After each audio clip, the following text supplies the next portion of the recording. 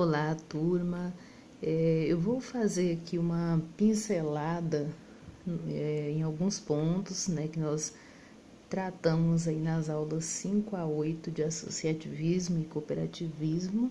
Eu gostaria muito que todo mundo desse uma refletida e pudesse até mesmo participar das questões relacionadas.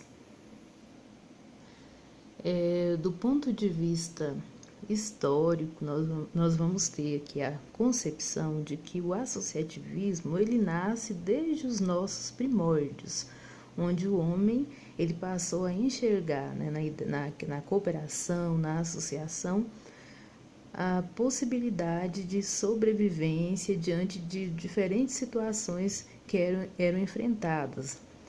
Se desse para a gente alongar, né, que a gente traria uma melhor abordagem, né, sobre essa questão, mas lembrando então que desde os primórdios nós vamos ter a presença dessas práticas, né, de cooperação e de associação. No sentido etimológico, nós vamos ter que a palavra associare, formada de sócios, é de origem latina, na mesma origem da nossa língua portuguesa, e tem o significado baseado na palavra companheiro. Então, sempre a gente vai pensar no sentido de unir com alguém. Essa é a percepção básica no que toca ao associativismo ou ao cooperativismo. No que toca aqui a definição exata, nós temos aqui Andrade Franco definindo que no que tange às associações são entidades sem fins lucrativos que possuem a sua essência no conjunto de pessoas que se juntam para prosseguir um determinado fim.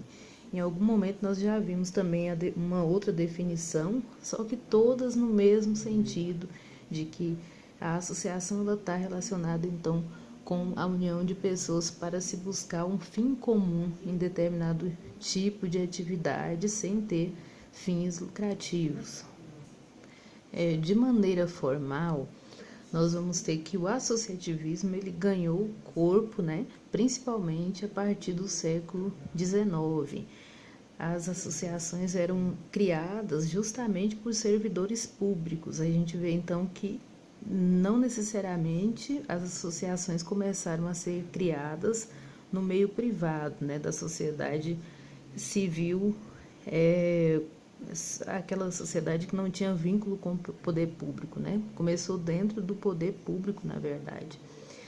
As pessoas se uniam para defender os seus interesses, né? E por aí nós vamos conseguir ver o fortalecimento, né, da associação, né, das práticas de associação, dessa forma de organização social dentro da legislação nacional.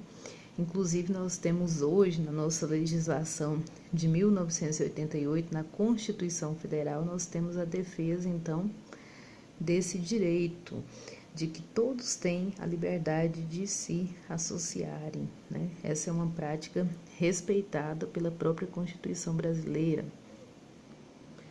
No que toca aqui ao cooperativismo, nós vamos ter que essa prática nasce justamente ali na Inglaterra, em Manchester, quando um grupo de 8 operários decidiram criar uma cooperativa de consumo, num período onde se tinha uma crise, né?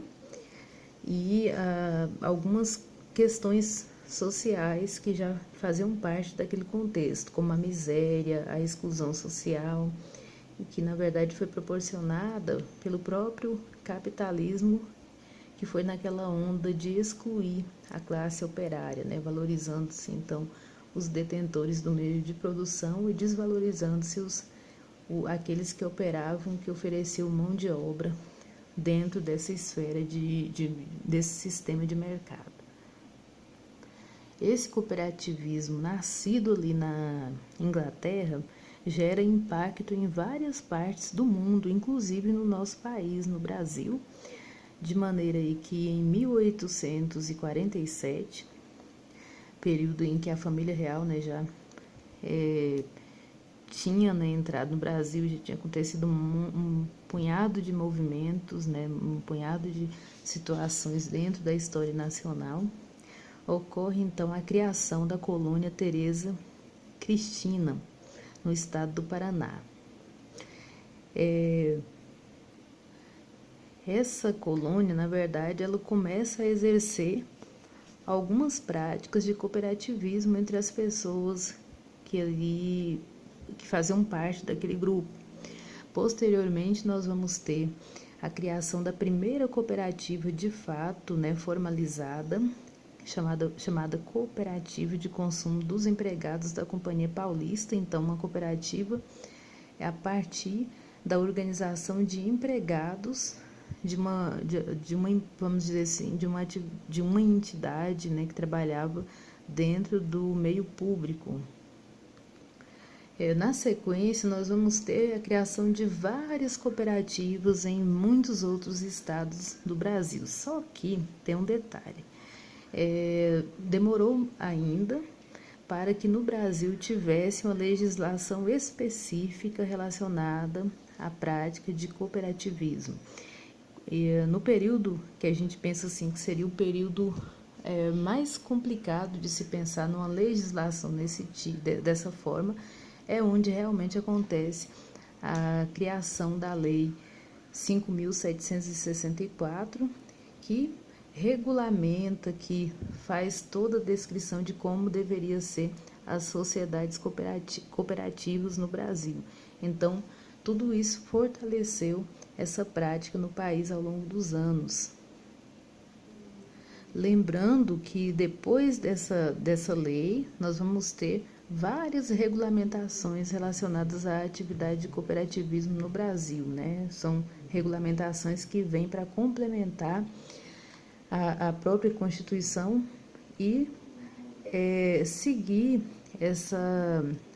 a evolução desse sistema, né? Para poder também adaptar a realidade do momento. Então, as cooperativas, né, as atividades de cooperativismo foram também sendo respaldadas por outras legislações posteriores. Quando a gente fala também da questão do associativismo e do cooperativismo no meio rural, por muitas vezes, quando a gente vai levar em conta que tem toda a formalidade que tem que ser seguida para registrar essas organizações e tudo mais, a gente pensa, muita gente, quer dizer, pensa que não se pode aplicar isso no meio rural, e é onde nós temos o grande engano, porque no meio rural é onde mais se tem condições e necessidade de se aplicar essas formas de organização, até para fortalecer o produtor rural, o empresário rural que trabalha nesse ramo, né, na área rural, mas que depende de se fortalecer no mercado, né? Então, não devemos excluir essas práticas desse contexto, e há condições sim de aplicar essas estruturas dentro desse meio. Um detalhe que eu coloco aqui é que diferentes pessoas e empresas já constituídas no meio rural podem sim se organizarem por meio da constituição de uma associação ou de uma cooperativa, então, para fortalecerem-se no ramo de mercado. Seja no meio rural ou urbano, o compromisso dos associados e a lealdade é fundamental aí entre os seus participantes. Muitos exemplos nós vamos ter também de associações e de cooperativas que de fato deram certo no contexto rural, e eu espero aqui que nós venhamos levar, né, que vocês venham levar tudo isso aqui não só para a formação, fechando a formação, mas para a vida de vocês, para a prática profissional de vocês também.